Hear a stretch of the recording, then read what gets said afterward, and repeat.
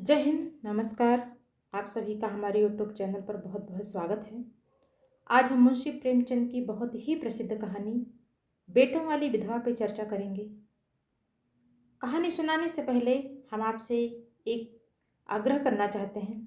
अगर आप हमारे चैनल पर नए हैं तो आप हमारे चैनल को सब्सक्राइब कीजिए और वीडियो पसंद आए तो वीडियो को लाइक करके कमेंट बॉक्स में अपनी राय हमें ज़रूर दीजिए। तो चलिए मुंशी प्रेमचंद की कहानी बेटों वाली विधवा उन्हीं के शब्दों में सुनते हैं। पंडित अयोध्यानाथ का देहांत हुआ तो सबने कहा, ईश्वर आदमी की ऐसी ही मौत दे। 4 जवान बेटे थे, एक लड़की। चारों लड़कों के विवाह हो चुके थे, केवल लड़की कुंवारी थी। संपत्ति भी काफ़ी छोड़ी थी, एक पक्का मकान, 2 बगीचे, कई हजार के गहने और 20,000 नगद। विधवा फूलमती को शोक तो हुआ और कई दिन तक बेहाल पड़ी रही, लेकिन जवान बेटे को सामने देखकर उसे ढांढस हुआ। चारों लड़के एक से एक सुशील, चारों बहुएं एक से एक बढ़कर आज्ञाकारिणी। जब वह रात को लेटती तो चारों बारी बारी से उसके पांव दबाती। वह स्नान करके उठती तो उसकी साड़ी छांटती। सारा घर उसके इशारे पे चलता था। बड़ा लड़का कामता एक दफ्तर में 50 रुपए पर नौकर था। छोटा उमाकांत डॉक्टरी पास कर चुका था और कहीं औषधालय खोलने की फिक्र में था। तीसरा दयानाथ बीए में फेल हो गया था और पत्रिकाओं में लेख लिखकर कुछ न कुछ कमा लेता था। चौथा सीतानाथ चारों में सबसे कुशाग्र बुद्धि और होनहार था और अब की साल बीए प्रथम श्रेणी में पास करके एमए की तैयारी में लगा हुआ था। किसी लड़के में वह दुर्व्यसन, वह छैलापन, वह लुटाऊपन ना था जो माता पिता को जलाता और कुल मर्यादा को डुबोता।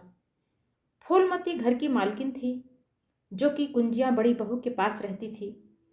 बुढ़िया में वह अधिकार प्रेम ना था जो वृद्धजनों को कटु और कलहशील बना दिया करता है, किंतु उसकी इच्छा के बिना कोई बालक मिठाई तक न मंगा सकता था। संध्या हो गई थी। पंडित को मरे आज 12वां दिन था, कल 13 है। ब्रह्म भोज होगा, बिरादरी के लोग आमंत्रित होंगे, उसी की तैयारियां हो रही थी। फूलमती अपनी कोठरी में बैठी देख रही थी। पल्लेदार बोरे में आटा लाकर रख रहे थे, घी के टिन आ रहे थे, साग सब्जी की टोकरें, शक्कर की बोरियां, दही के मटके चले आ रहे हैं। महापात्र के लिए दान की चीजें लाई गईं, बर्तन, कपड़े, पलंग, बिछावन, छाते, जूते, छड़ियाँ, लालटेन आदि, किंतु फूलमती को कोई चीज नहीं दिखाई गई। नियमानुसार ये सब सामान उसके पास आने चाहिए थे। वह प्रत्येक वस्तु को देखती, उसे पसंद करती, उसकी मात्रा में कमी बेशी का फैसला करती, तब इन चीज़ों को भंडारे में रखा जाता। उसे क्यों दिखाने और उसकी राय लेने की जरूरत नहीं समझी गई। अच्छा, वह आटा 3 ही बोरा क्यों आया? उसने तो 5 बोरों के लिए कहा था। घी भी 5 ही कनस्तर है, उसने तो 10 कनस्तर मंगवाए थे। इसी तरह शाक भाजी, शक्कर दही आदि में भी कमी की गई होगी। किसने उसके हुक्म में हस्तक्षेप किया? जब उसने एक बात तय कर दी, तब किसे उसको घटाने बढ़ाने का अधिकार है? आज 40 वर्षों से घर के प्रत्येक मामले में फूलमती की बात सर्वमान्य थी। उसने 100 कहा तो 100 खर्च किए गए, 1 कहा तो 1, किसी ने मीन मेख ना की। यहाँ तक कि पंडित अयोध्यानाथ भी उसकी इच्छा के विरुद्ध कुछ न कहते थे। पर आज उसकी आंखों के सामने प्रत्यक्ष रूप से उसके हुक्म की उपेक्षा की जा रही थी, इसे वह क्यों स्वीकार कर सकती? कुछ देर तक वह जब्त बैठी रही, पर अंत में ना रहा गया।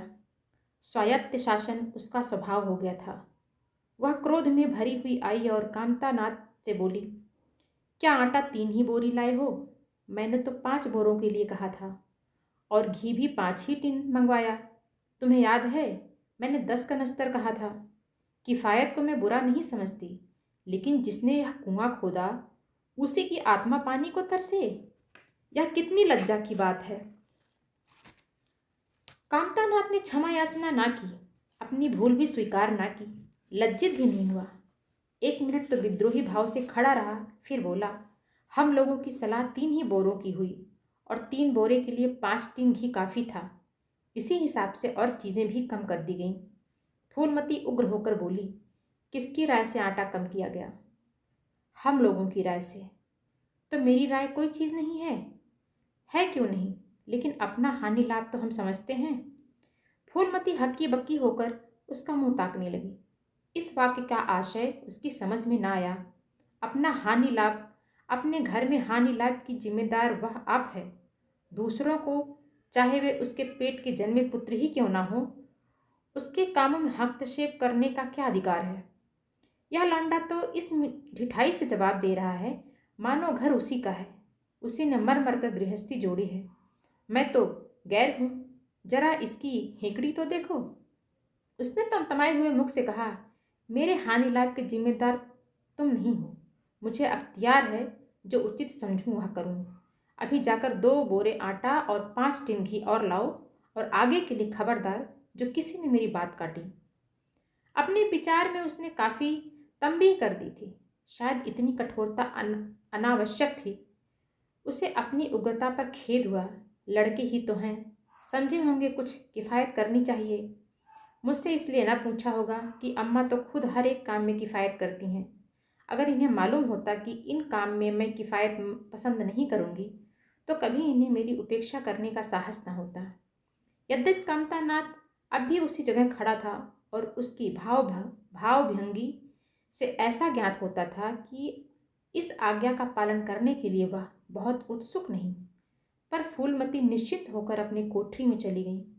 इतनी तंबीह पर भी किसी को उसकी अवज्ञा करने की सामर्थ्य हो सकती है, इसी संभावना का ध्यान भी उसे न आया। पर ज्यों-ज्यों समय बीतने लगा, उस पर यह हकीकत खुलने लगी कि इस घर में अब उसकी वह हैसियत नहीं रही जो 10-12 दिन पहले थी। संबंधियों के यहाँ के न्योते में शक्कर, मिठाई, दही, अचार आदि आ रहे थे। बड़ी बहू इन वस्तुओं को स्वामिनी भाव से संभाल संभाल कर रख रही थी। कोई भी उसे पूछने नहीं आता। बिरादरी के लोग जो कुछ पूछते कामतानाथ से या बड़ी बहू से। कामतानाथ कहाँ का बड़ा इंतजामकार है, दिन रात भांग पिए पड़ा रहता है कि किसी तरह रो धोकर दफ्तर चला जाता है। उसमें भी महीने में 15 नागों से कम नहीं होते। वह तो कहो साहब पंडित जी का लिहाज करता है, नहीं अब तक कभी का निकाल देता। और बड़ी बहू जैसे फूहड़ औरत, भला इन सब बातों को क्या समझेगी? अपने कपड़े लत्ते तो एक जतन से नहीं रख सकती, चली है गृहस्थी चलाने। भद होगी और क्या, सब मिलकर कुल की नाक कटवाएंगे। वक्त पर कोई ना कोई चीज़ कम हो जाएगी। इन कामों के लिए बड़ा अनुभव चाहिए। कोई चीज़ तो इतनी बन जाएगी कि मारी मारी फिरेगी, कोई चीज़ इतनी कम बनेगी कि किसी के पत्तल पर पहुँचेगी, किसी पर नहीं। आखिर इन सबों को हो क्या गया है? अच्छा, बहू तिजोरी क्यों खोल रही है? वह मेरी आज्ञा के बिना तिजोरी खोलने वाली कौन होती है?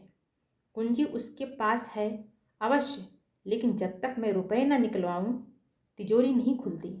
आज तो इस तरह खोल रही है मानो मैं कुछ हूं ही नहीं।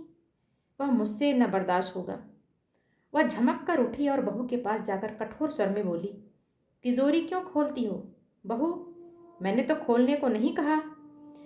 बहू निसंकोच भाव से उत्तर दिया, बाजार से सामान आया है तो दाम न दिया जाएगा? कौन चीज़ किस भाव में आई है और कितनी आई है, यह मुझे कुछ नहीं मालूम। जब तक हिसाब किताब ना हो जाए, रुपए कैसे दिए जाएं? हिसाब किताब सब हो गया है। किसने किया? अब मैं क्या जानूं किसने किया? जाकर मर्दों से पूछो। मुझे हुक्म मिला रुपए लाकर दे दो, रुपए लिए जाती हूँ। फूलमती खून की घूंट पीकर रह गई।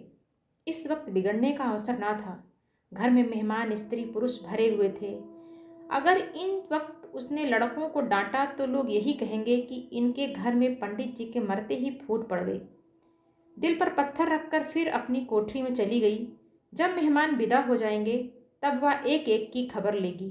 तब देखेगी कौन उसके सामने आता है और कौन क्या कहता है। इनकी सारी चौकड़ी भुला दूंगी। किंतु कोठरी के एकांत में भी वह निश्चिंत ना बैठी। सारी परिस्थितियों को गिद्ध दृष्टि से देख रही थी। कहाँ सत्कार का कौन सा नियम भंग होता है, कहाँ मर्यादाओं की उपेक्षा की जाती है। भोज आरंभ हो गया। सारी बिरादरी एक साथ पंगत में बैठा दी गई। आंगन में मुश्किल से 200 आदमी बैठ सकते थे। ये 500 आदमी इतनी ही जगह में कैसे बैठ जाएंगे? क्या आदमी के ऊपर आदमी बिठाए जाएंगे? 2 पंक्तों में लोग बिठाए जाते तो क्या बुराई हो जाती? यही तो होता है कि 12 बजे की जगह भोज 2 बजे समाप्त होता। मगर यहाँ तो सबको सोने की जल्दी पड़ी हुई है।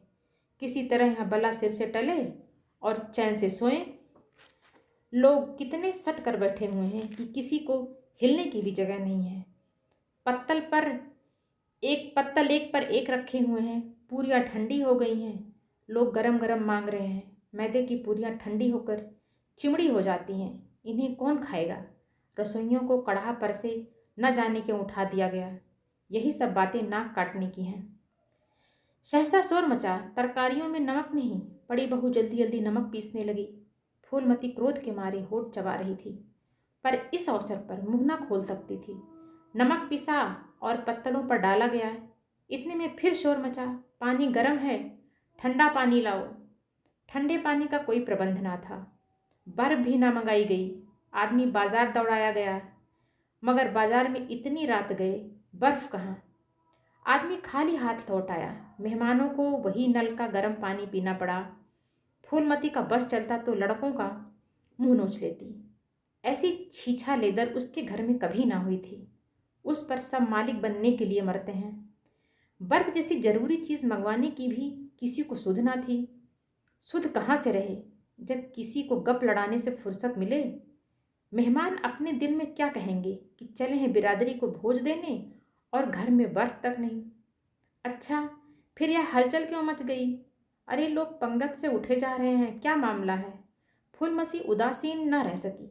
कोठरी से निकलकर बरामदे में आई और कामतानाथ से पूछा, क्या बात हो गई लल्ला? लोग क्यों उठे जा रहे हैं? कामता ने कोई जवाब ना दिया, वहां से खिसक गया। फूलमती झुंझला कर रह गई। सहसा कहारिन मिल गई। फूलमती ने उससे भी यही प्रश्न किया। मालूम हुआ कि किसी के शोरबे में मरी हुई चूहिया निकल आई।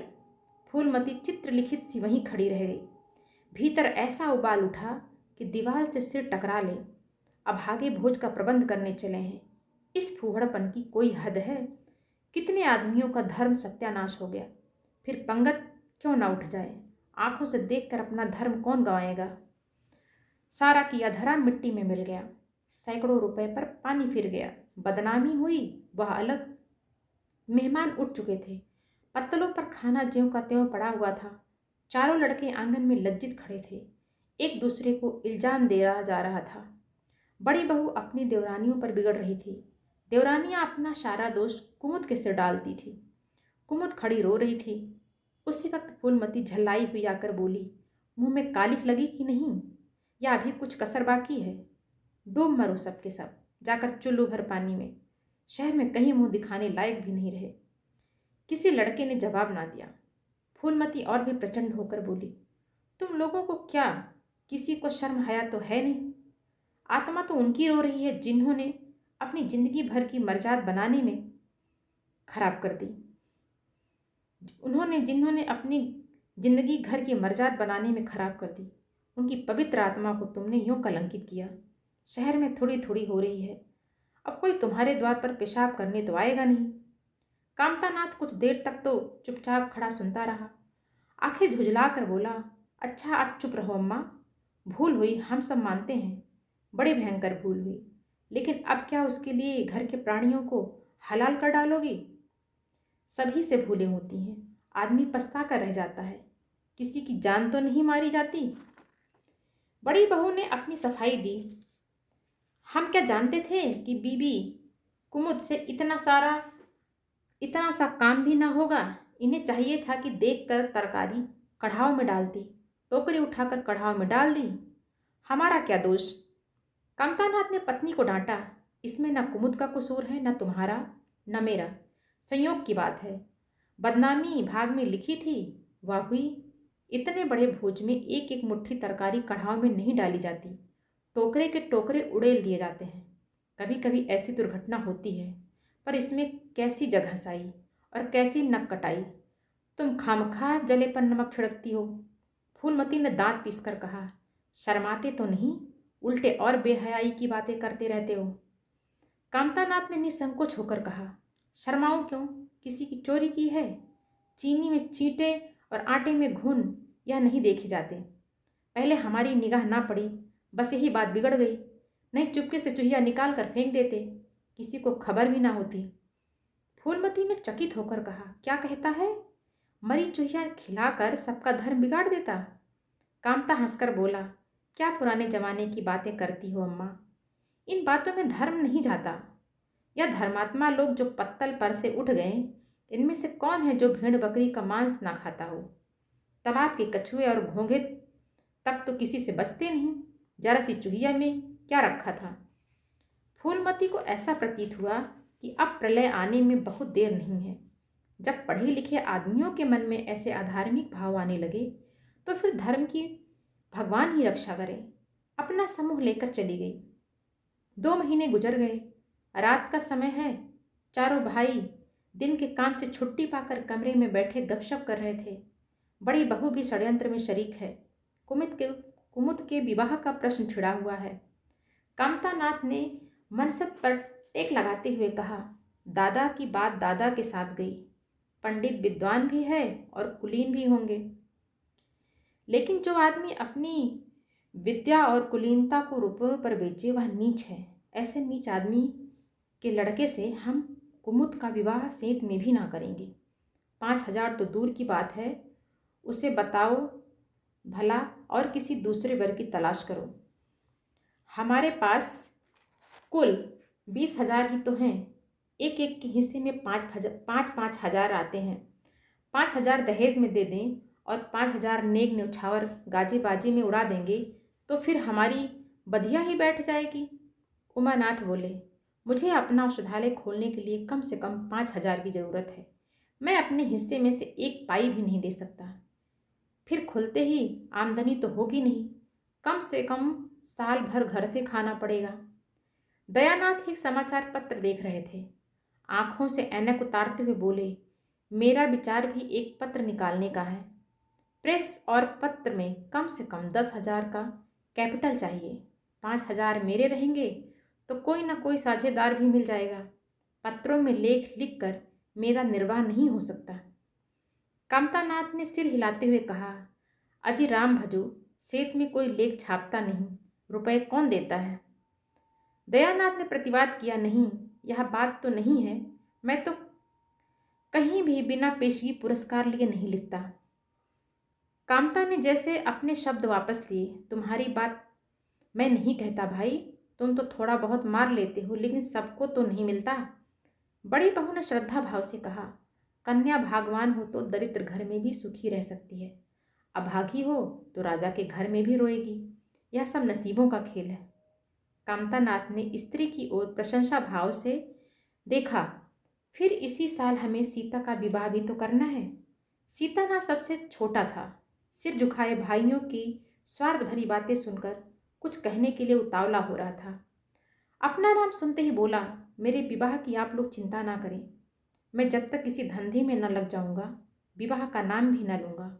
और सच पूछिए तो मैं विवाह करना ही नहीं चाहता। देश को इस समय बालकों की ज़रूरत नहीं, काम करने वालों की ज़रूरत है। मेरे हिस्से में के रुपए आप कुमुद के विवाह में खर्च कर दें।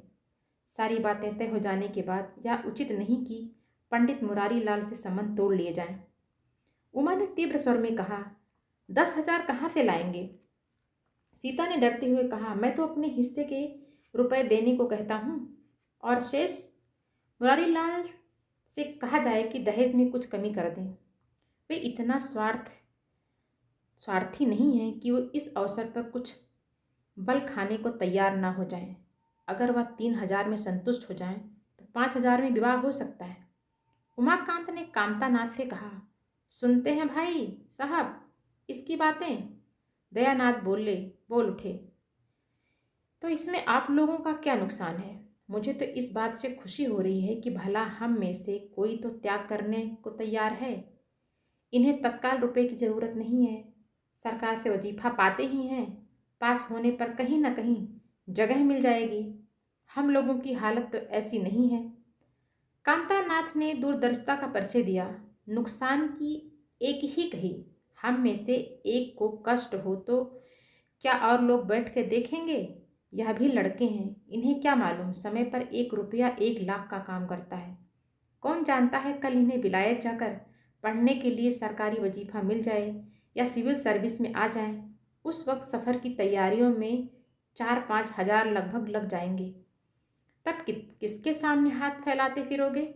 मैं यह नहीं चाहता कि दहेज के पीछे इनकी जिंदगी नष्ट हो जाए। इस तर्क ने सीतानाथ को भी तोड़ लिया। सकुचाता हुआ बोला, हाँ, यदि ऐसा हुआ तो बेशक मुझे रुपए की जरूरत होगी। क्या ऐसा होना असंभव है? असंभव तो नहीं मैं समझता, लेकिन कठिन अवश्य है। वजीफे उन्हें मिलते हैं जिनके पास सिफारिशें होती हैं। मुझे कौन पूछता है? कभी कभी सिफारिशें धरी रह जाती हैं और बिना सिफारिशें वाले बाजी मार ले जाते हैं। तो आप जैसा उचित समझें। मुझे कहाँ तक मंजूर है कि चाहे मैं विलायत ना जाऊं पर कुमुद अच्छे घर जाए। कामतानाथ ने निष्ठा भाव से कहा, अच्छा, घर दहेज देने देने ही से नहीं मिलता भैया। जैसा तुम्हारी भाभी ने कहा, यह नसीबों का खेल है। मैं तो चाहता हूँ कि मुरारी लाल को जवाब दे दिया जाए और कोई दूसरा ऐसा घर खोजा जाए जो थोड़े में राजी हो जाए। इस विवाह में मैं 1 हज़ार से ज़्यादा नहीं खर्च कर सकता। पंडित दीनदयाल कैसे हैं? उमा ने प्रसन्न होकर कहा, बहुत अच्छे। MA BA ना सही, यजमानों से अच्छी आमदनी है। दयानाथ ने आपत्ति की, अम्मा से भी पूछ तो लेना चाहिए। कामतानाथ को इसकी कोई ज़रूरत ना मालूम हुई। बोले, उनकी तो जैसे बुद्धि भ्रष्ट हो गई है। वही पुरानी युग की बातें मुरारी लाल के नाम पर उधार खाए बैठी हुई। या नहीं समझती कि वह जमाना नहीं रहा। उनको तो बस कुमुद मुरारी पंडित के घर जाए, चाहे हम लोग तबाह हो जाएं। उमा ने एक शंका उपस्थित की, अम्मा अपने सब गहने कुमुद को दे देंगी, देख लीजिएगा। कामतानाथ का स्वार्थ नीति से विद्रोह ना कर सका। बोला, गहनों पर उनका पूरा अधिकार है, या उनका स्त्री धन है, जिसे चाहें दे सकती हैं। उमा ने कहा, स्त्री धन तो है, तो क्या वह उसे लुटा देंगी? आखिर वह भी तो दादा की ही कमाई है। किसी की कमाई हो, स्त्री धन पर उनका पूरा अधिकार है। यही कानूनी गोरख धंधे हैं। 20 हज़ार में तो 4 हिस्से हों और 10 हज़ार के गहने अम्मा के पास रह जाएं। देख लेना, इन्हीं के बल पर वह कुमुद का विवाह मुरारी पंडित के घर करेंगी। उमानाथ इतनी बड़ी रकम को इतनी आसानी से नहीं छोड़ सकता। वह कपट नीति में कुशल है। कोई कौशल रचकर माता के मारे गहने ले लेगा। उस वक्त तक कुमुद के विवाह की चर्चा करके फूलमती को भड़काना उचित नहीं। कामतानाथ ने सिर हिलाकर कहा, भाई, मैं इन चालों को पसंद नहीं करता। उमानाथ ने खिसियाकर कहा, गहने 10 हज़ार से कम के ना होंगे। कामता अविचलित स्वर में बोले, कितने के ही हों, मैं अनीत में हाथ नहीं डालना चाहता। तो आप अलग बैठिए। हाँ, बीच में भांजी ना मारिएगा। मैं अलग रहूँगा और तुम सीता? अलग रहूँगा। लेकिन जब दयानाथ से यही प्रश्न पूछा गया तो वह उमाकांत से सहयोग करने को तैयार हो गया। 10 हज़ार में 2.5 हज़ार तो उनके होंगे ही। इतनी बड़ी रकम के लिए यदि कुछ कौशल भी करना पड़े तो क्षम्य है। फूलमती रात को भोजन करके लेटी थी कि उमा और दया उसके पास जाकर बैठ गए। दोनों ऐसा मुंह बनाए हुए थे मानो कोई भारी विपत्ति आ पड़ी। फूलमती ने सशंक होकर पूछा, तुम दोनों घबराए हुए मालूम होते हो। उमा ने सिर खुजलाते हुए कहा, समाचार पत्रों में लेख लिखना बड़े जोखिम का काम है अम्मा। कितना ही बचकर लिखो, लेकिन कहीं ना कहीं पकड़ हो ही जाती है। दयानाथ ने एक लेख लिखा था, उस पर 5 हज़ार की जमानत मांगी गई है। अगर कल तक जमा न कर दी गई तो गिरफ्तार हो जाएंगे और 10 साल की सजा ठुक जाएगी। फूलमती ने सिर पीटते हुए कहा, ऐसी बातें क्यों लिखते हो बेटा? जानते नहीं हो आजकल हमारे अदिन आए हुए हैं। जमानत किसी तरह टल नहीं सकती। दयानाथ ने अपराधी भाव से उत्तर दिया, मैंने तो अम्मा ऐसी कोई बात नहीं लिखी थी, लेकिन किस्मत को क्या करूं। हाकिम जिला इतना कड़ा है कि जरा भी रियायत नहीं करता। मैंने जितनी दौड़ धूप हो सकती थी वह सब कर ली। तो तुमने कामता से रुपए का प्रबंध करने को नहीं कहा? उमा ने मुंह बनाया। उनका स्वभाव तो तुम जानती ही हो अम्मा। उन्हें रुपए प्राणों से प्यारे हैं। इन्हें चाहे काला पानी ही हो जाए, वह एक पाई न दें। दयानाथ ने समर्थन किया, मैंने तो उनसे इसका जिक्र ही नहीं किया। फूलमती ने चारपाई से उठते हुए कहा, चलो मैं कहती हूँ, देगा कैसे नहीं, रुपए इसी दिन के लिए ही तो होते हैं कि गाड़ कर रखने के लिए। उमाकांत ने माता को रोक कर कहा, नहीं अम्मा, उनसे कुछ ना कहो, रुपए तो ना देंगे, उल्टे और हाय हाय मचाएंगे। उनको अपनी नौकरी की खैरियत मनानी है, इन्हें घर पे रहने भी ना देंगे। अफसरों में जाकर खबर दे दें तो आश्चर्य नहीं। फूलमती ने लाचार होकर कहा, तो फिर जमानत का क्या प्रबंध करोगी? मेरे पास तो कुछ नहीं है। हाँ, मेरे गहने हैं, इन्हें ले जाओ, कहीं गिरवी रख कर जमानत दे दो, और आज से कान पकड़ोगी, किसी पत्र में एक शब्द भी ना लिखोगे। दयानाथ कानों पर हाथ रखकर बोला, यह तो नहीं हो सकता अम्मा कि तुम्हारे जेवर लेकर मैं अपनी जान बचाऊं। 10-5 साल की कैद ही तो होगी, झेल लूंगा। यहीं बैठा बैठा क्या कर रहा हूँ। फूलमती छाती पीटते हुए बोली, कैसी बातें मुँह से निकालते हो बेटा? मेरे जीते जी तुम्हें कौन गिरफ्तार कर सकता है? उसका मुंह झुलस दूंगी। गहने इसी दिन के लिए हैं या और किसी दिन के लिए? जब तुम ही ना रहोगे तो गहने लेकर क्या आग में झोंकूंगी? उसने पिटारी लाकर उसके सामने रख दिया। दया ने उमा की ओर जैसे फरियाद की आंखों से देखा और बोला, आपकी क्या राय है भाई साहब? इसी मारे में कहता था, अम्मा को बताने की जरूरत नहीं है, जेल ही तो हो जाती या कुछ और। उमा ने जैसे सिफारिश करते हुए कहा, यह कैसे हो सकता था कि इतनी बड़ी वारदात हो जाती और अम्मा को खबर ना होती। मुझसे यह नहीं हो सकता था कि सुनकर पेट में डाल लेता, मगर अब करना क्या चाहिए यह मैं खुद निर्णय नहीं कर सकता। ना तो यही अच्छा लगता है कि तुम जेल जाओ, और न यही अच्छा लगता है कि अम्मा के गहने गिरवी रखे जाएं। फूलमती ने व्यथित कंठ से पूछा, क्या तुम समझते हो मुझे गहने तुमसे ज़्यादा प्यारे हैं? मैं तो प्राण तक तुम्हारे ऊपर न्यौछावर कर दूं, गहनों की बिसात ही क्या है। दया ने दृष्टि से कहा, अम्मा तुम्हारे गहने तो ना लूँगा, चाहे मुझ पर कुछ ही क्यों ना आ पड़े। आज जब तक तुम्हारी कुछ सेवा ना कर सका तो किस मुँह से तुम्हारे गहने उठा ले जाऊं? मुझे जैसे कपूत को तो तुम्हारी कूख से जन्म ही नहीं लेना चाहिए था, सदा तुम्हें कष्ट ही देता रहा। उमानाथ ने मानो माता पर एहसान रखकर कहा, तुम्हें सब कष्ट ही देता रहा। फूलमती ने भी उतनी दृढ़ता से कहा, अगर यूं ना लोगे तो मैं खुद जाकर इन्हें गिरवी रख दूंगी और खुद हाकिम जिला के पास जाकर जमानत जमा कराऊंगी। अगर इच्छा हो तो परीक्षा ले लो, आंखें बंद हो जाने के बाद क्या होगा भगवान जाने, लेकिन जब तक जीती हूँ तुम्हारी ओर कोई तिरछी आंखों से देख नहीं सकता। उमाकांत ने मानो माता पर एहसान रखकर कहा, अब तो तुम्हारे लिए कोई रास्ता नहीं रहा दयानाथ, क्या हरज है, ले लो, मगर याद रखो, जेहूं हाथ में रुपए आ जाएं, गहने छुड़ाने पड़ेंगे। सच कहते हैं मातृत्व तीर्थ तपस्या है, माता के सिवाय इतना स्नेह और कौन कर सकता है। हम बड़े अभागे हैं कि माता के प्रति जितनी श्रद्धा रखनी चाहिए उतना शतांश भी नहीं रखते। दोनों ने जैसे बड़े धर्म संकट में पड़कर गहनों की पिटारी संभाली और चलते बने। माता वात्सल्य भरी आंखों से उनकी ओर देख रही थी और उनकी संपूर्ण आत्मा का आशीर्वाद जैसे उन्हें अपनी गोद में समेट लेने के लिए व्याकुल हो रहा था। आज कई महीने के बाद उसके भग्न मातृ हृदय को अपना सर्वस्व अर्पण करके जैसे आनंद की विभूति मिली।